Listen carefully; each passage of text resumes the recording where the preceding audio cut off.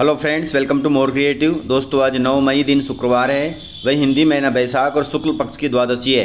तो चलिए शुरू करते हैं आज की बड़ी खबरें। यदि आपको खबरें पसंद आए तो वीडियो को लाइक जरूर करिएगा और आप हमें प्रदेश के किस जिले से देख रहे हैं कमेंट बॉक्स में जरूर बताइएगा। दोस्तों, यदि आप चैनल पर नए हैं तो चैनल को सब्सक्राइब कर बेल आइकन पर क्लिक कर दें ताकि अगला वीडियो आपको शीघ्रता से मिले।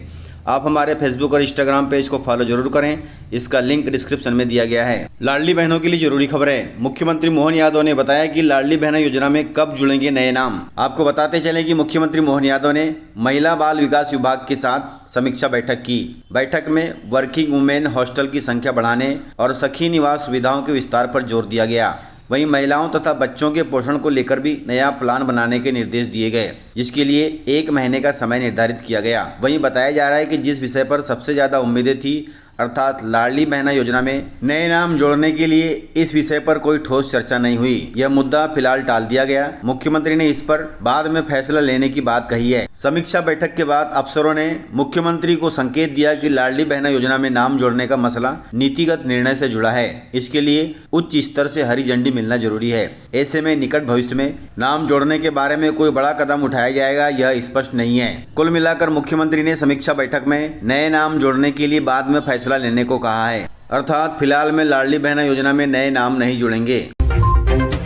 दोस्तों, मध्य प्रदेश के हजारों पटवारियों के लिए बड़ी खबर है। बड़ी खबर के तहत सरकार ने पटवारियों के लिए एक नई संविलियन नीति जारी की है, जिसके तहत पटवारी पदों के स्थानांतरण और संविलियन के लिए कुछ शर्तें निर्धारित की गई है। इस नीति का उद्देश्य राजस्व विभाग में कार्यरत पटवारियों के कार्य क्षेत्र को सुव्यवस्थित करना है। राजस्व विभाग की नई नीति के अनुसार पटवारी परीक्षा 2022 के परिणाम के बाद 16 फरवरी 2024 तक नियुक्त पटवारी जिला संविलियन के लिए आवेदन कर सकते हैं। हालांकि जिन पटवारियों के खिलाफ लोकायुक्त में आपराधिक मामले चल रहे हैं, उन्हें संविलियन के लिए अपात्र माना जाएगा। ध्यान रखें। और आपके ऊपर कोई आपराधिक मामला नहीं है तो आप संविलियन के लिए आवेदन कर सकते हैं। इसके लिए आप राजस्व विभाग से संपर्क कर सकते हैं। संविलियन से प्रदेश के हजारों पटवारियों को मिलेगा लाभ।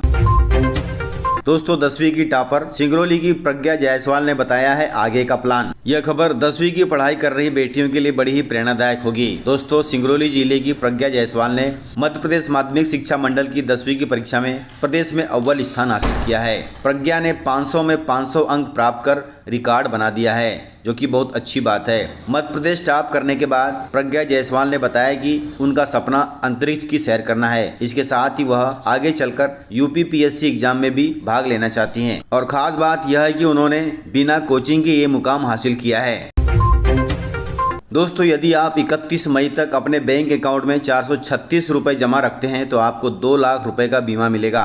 दोस्तों, यदि आप प्रधानमंत्री जीवन ज्योति बीमा योजना से जुड़े हैं तो यह खबर आपके काम की है। दरअसल इस योजना की डेडलाइन 31 मई है। योजना में बने रहने के लिए आपको 31 मई तक अपने बैंक अकाउंट में 436 रुपए रखने होंगे, अन्यथा आप इस योजना से बाहर हो जाएंगे। इस संबंध में बैंक अपने ग्राहकों को मैसेज भी भेज रहे हैं। इस योजना के तहत ग्राहकों को 2 लाख रुपए तक का बीमा कवर मिलता है। योजना का प्रीमियम 1 साल की अवधि के लिए होता है। यह अवधि जैसे ही खत्म होती है, एक बार फिर से प्रीमियम जमा करना होता है। इसी के बाद ग्राहकों को बीमा कवर मिल जाता है। इस बीमा कवर के अंतर्गत किसी भी कारण से होने वाली मृत्यु पर आपको 2 लाख रुपए मिल जाते हैं। इसके लिए बैंकें अपने ग्राहकों को मैसेज भी भेज रही है, इसलिए 31 मई तक अपने बैंक अकाउंट में 436 रुपए जरूर रखें। दोस्तों, मध्य प्रदेश में बनेगा एक नया डैम, जिससे किसानों और खेतों को मिलेगा बड़ा फायदा। दोस्तों, मध्य प्रदेश के किसानों के लिए खुशखबरी है, क्योंकि राज्य सरकार ने कुडेल नदी पर बोरदिया डैम बनाने की मंजूरी दे दी है। इस डैम के निर्माण से क्षेत्र के किसानों को साल भर सिंचाई के लिए पर्याप्त पानी मिलेगा, जिससे फसल उत्पादन में वृद्धि होगी और किसानों की आर्थिक स्थिति सुधरेगी। दोस्तों, बोरदिया डैम के निर्माण से उज्जैन के नागदा क्षेत्र के 12 गांवों में लगभग 300 हेक्टेयर कृषि भूमि को सिंचाई का पानी मिलेगा। इस डैम के बनने से किसानों को खासकर गर्मियों में पानी की कमी का सामना नहीं करना पड़ेगा, क्योंकि बांध में 4 से 5 किलोमीटर तक जल संग्रहण होगा, जो पूरे साल भर सिंचाई के लिए उपयोगी रहेगा। दोस्तों, बताया जा रहा है कि इस डैम की निर्माण लागत 4.25 करोड़ है और इस बांध का भूमि पूजन रविवार को हो गया है। दोस्तों, पाकिस्तान ने किया है भारत पर हमला करने की कोशिश, लेकिन भारतीय सैन्य ठिकानों पर हमला करने की पाकिस्तान की बड़ी साजिश को भारतीय सेना ने करारा जवाब देकर नाकाम कर दिया है। 7 और 8 मई की रात और सुबह पाकिस्तान ने उत्तरी और पश्चिम भारत के 15 शहरों में ड्रोन और मिसाइल हमला करने की साजिश रची थी। हालांकि भारतीय सेना की सतर्कता और काउंटर डिफेंस ग्रिड ने इन हमलों को नाकाम कर दिया है। भारतीय सेना ने बताया कि पाकिस्तान ने भारत के अवंतीपुरा, श्रीनगर, जम्मू, पठानकोट, अमृतसर, कपूरथला, जालंधर, लुधियाना, आदमपुर, भटिंडा, चंडीगढ़, नल, फलोदी, उत्तरलाई और भुज जैसे 15 प्रमुख सैन्य ठिकानों को निशाना बनाने की कोशिश की थी, लेकिन भारतीय सेना ने उनकी कोशिश को नाकाम कर दिया है। दोस्तों, मध्य प्रदेश में कर्मचारियों को मिलेगी नई सौगात। दोस्तों, स्टेट बैंक ऑफ इंडिया और यूनियन बैंक ऑफ इंडिया ने Madhya Pradesh power generating company limited के कर्मचारियों के हित में वेतन पैकेज का समझौता किया है। इस समझौते के तहत कंपनी के कर्मचारी इन दोनों बैंकों में से किसी एक में अपना बैंक खाता खोल सकते हैं। इसके बदले उन्हें कई विशेष सुविधाएं मिलेंगी। इस सुविधा के तहत कर्मचारियों को 1 करोड़ रुपए का निःशुल्क दुर्घटना बीमा मिलेगा। यह बीमा कवर कर्मचारियों के लिए एक महत्वपूर्ण सुरक्षा कवच के रूप में कार्य करेगा। दोस्तों, यदि आप MPPGCL के कर्मचारी हैं तो SBI तथा यूनियन बैंक में खाता खुलवाएं और 1 करोड़ रुपए का निःशुल्क दुर्घटना बीमा प्राप्त करें।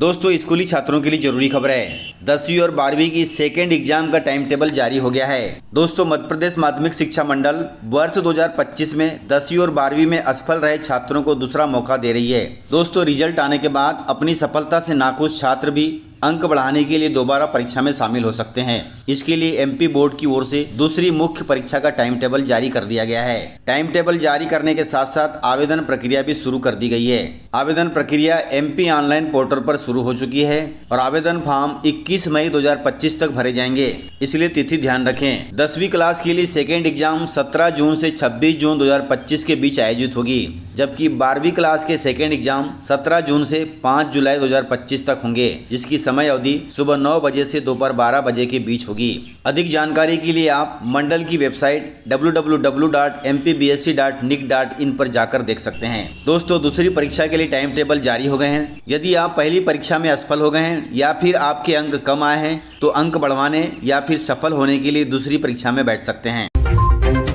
बेरोजगार युवाओं के लिए जरूरी खबर है। मध्य प्रदेश में 20,000 पदों पर होगी भर्ती। इसके लिए ऊर्जा विभाग ने तैयार किया है प्रस्ताव। दोस्तों, यह भर्ती बिजली विभाग में होगी, जिसके तहत 20,000 नए पद स्वीकृत किए गए हैं। ऊर्जा विभाग ने इसका खाका भी खींच लिया है। इंतजार है तो बस कैबिनेट से मंजूरी मिलने का। कैबिनेट की जैसे ही मंजूरी मिलती है तो इन पदों पर भर्तियां शुरू हो जाएगी। इसका सीधा फायदा 1 करोड़ 80 लाख बिजली उपभोक्ताओं को होगा। बिजली विभाग में इन कर्मचारियों की भर्ती होने के बाद बिजली कटौती व बिलों में गड़बड़ी जैसी शिकायतें नहीं होंगी। दोस्तों, बिजली कंपनी को ये नए पद 40 साल बाद मिल रहे हैं, अर्थात 40 साल बाद बिजली विभाग में यह भर्ती हो रही है।